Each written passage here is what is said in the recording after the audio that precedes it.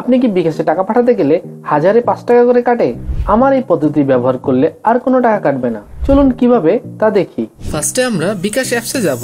বিকাশ অ্যাপসে গিয়ে আমরা সেন্ড মানিতে যাব। সেন্ড মানিতে গিয়ে এখানে লেখা আছে পিও নাম্বার। পিও নাম্বারে যাব। পিও নাম্বারে গিয়ে অ্যাড টু পিও নাম্বার করব। নাম্বারটি কপি করে আছে আমরা পেস্ট করে দেব। ট্যাপ টু কন্টিনিউ দিব। তারপর পিও নাম্বারটি সেভ করব। সেভ করার পর এখানে পিন দিব। পিন দেওয়ার পর আমরা যাব সেন্ড মানিতে। সেন্ড মানিতে গিয়ে আবার আমরা নাম্বারটা পেস্ট করব।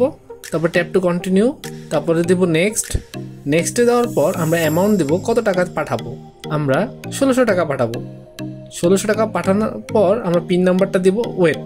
এখানে একটা জিনিস দেখবেন যে আমরা 1600 টাকা পাঠাচ্ছি, টোটাল 1600 টাকাই আছে। আমরা কোনো এক্সট্রা চার্জ দিচ্ছি না, কারণ আমরা পিও নাম্বার করেছি, তার জন্য কোনো চার্জ কাটেনি। আপনি 5টি পিও নাম্বার সেভ করতে পারবেন। যাদের সাথে আপনার রেগুলার লেনদেন হয় তাদেরকে আপনি পিও নাম্বার করে রাখতে পারেন। আমার এই ভিডিওটি ভালো লাগলে অবশ্যই লাইক, কমেন্ট, সাবস্ক্রাইব করে আমার পাশে থাকবেন। ধন্যবাদ।